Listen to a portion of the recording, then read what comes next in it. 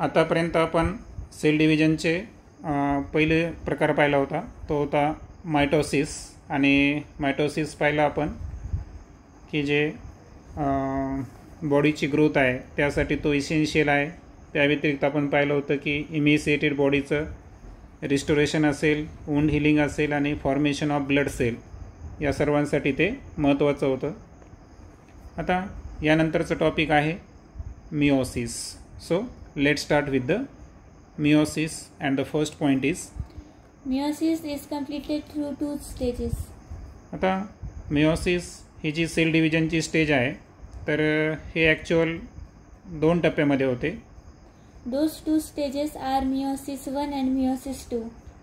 आणि या 2 स्टेजेस जे आहेत त्यामधले पहिली जी स्टेप आहे ती आहे meiosis 1 आणि दुसरी स्टेप आहे meiosis 2. In meiosis 1, recombination or crossing over occur between homologous chromosomes, and thereafter those homologous chromosomes, not sister chromatids, are divided into two groups and thus two haploid cells are formed.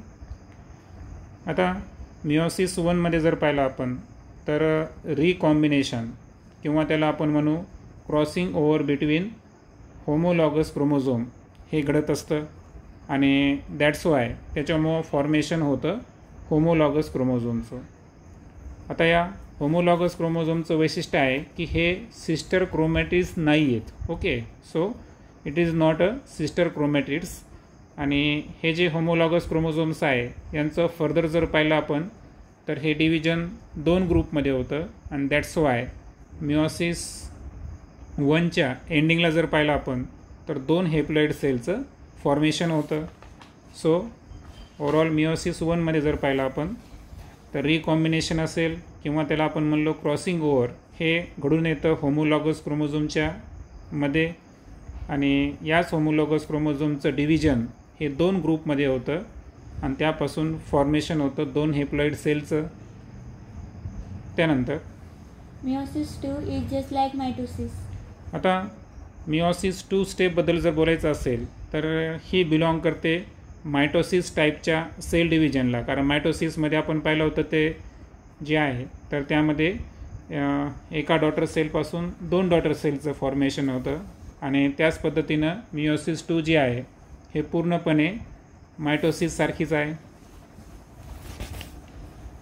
In this stage, the two haploid daughter cells formed in meiosis 1 undergo division by separation of recombinant sister chromatids and 4 haploid daughter cells are formed.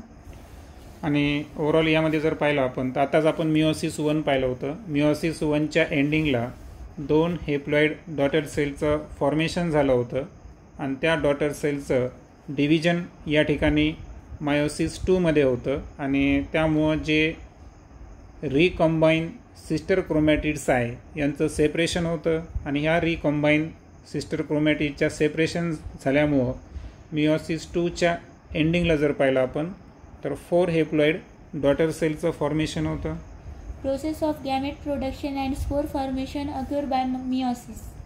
आता meiosis या sale type of डिव्हिजनचं एक वैशिष्ट्य जर आपण पाहिले 2 तर पहिला आहे प्रोसेस ऑफ गॅमेट प्रोडक्शन. तर गॅमेट प्रोडक्शनची जी प्रोसेस आहे आणि स्पोर फॉर्मेशन जे आहे तर हे घडून येतं सेल डिव्हिजनच्या मिओसिस या टाईपमुळे. In this type of cell division, 4 haploid young daughter cells are formed from one diploid 2 young cell.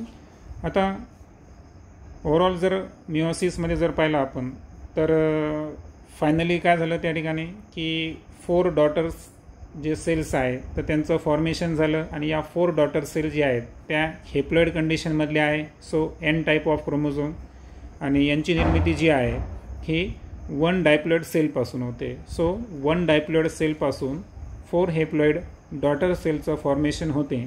हे मिओसिस या सेल टाईप ऑफ डिव्हिजनचं एक वैशिष्ट्य आहे.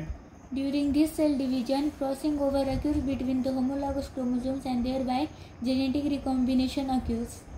आता मिटोसिसमध्ये कोणत्याही पद्धतीचं जेनेटिक रिकॉम्बिनेशन घडून येत नाही हे आपण पाहिलेलं आहे. मात्र मिओसिसमध्ये जर पाहिलं आपण तर मिओसिस 1 मध्ये आपण पाहिलं की त्या ठिकाणी होमोलॉगस क्रोमोझोमच्या मध्ये त्या ठिकाणी क्रॉसिंग ओव्हरची प्रोसेस घडली आणि क्रॉसिंग ओव्हर झाल्यामुळं त्या ठिकाणी डेफिनेटली जेनेटिक रिकॉम्बिनेशनची जी प्रोसेस आहे ती घडली. म्हणजे मिओसिस या सेल डिव्हिजनचं एक वैशिष्ट्य आहे की पेशींमध्ये जेनेटिक रिकॉम्बिनेशन घडून येणारं हे एक सेल डिव्हिजनचं टाईप आहे. Due to this, all the 4 daughter cells are genetically different from parent cell and from each other too.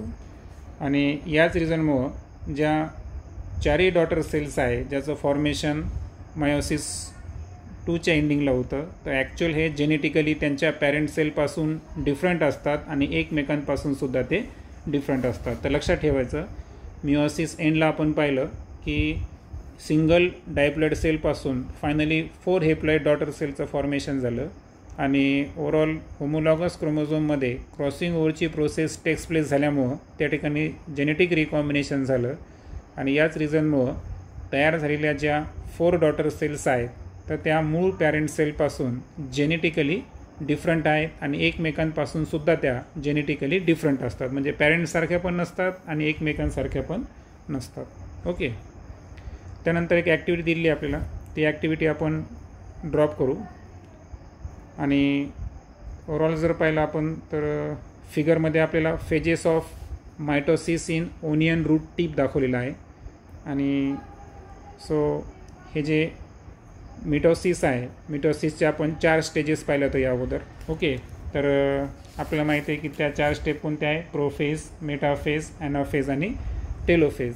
तर अशा या 4ही प्रोसेस जे आहेत तर या स्टेप बाय स्टेप याच्यामध्ये आपल्याला दाखवलं की अगोदर कॅरिओकायनेसिस आणि त्याच्यानंतर सायटोकायनेसिस. ओके. अशा 2 प्रोसेस ओव्हरऑल यामध्ये दिसून येतील.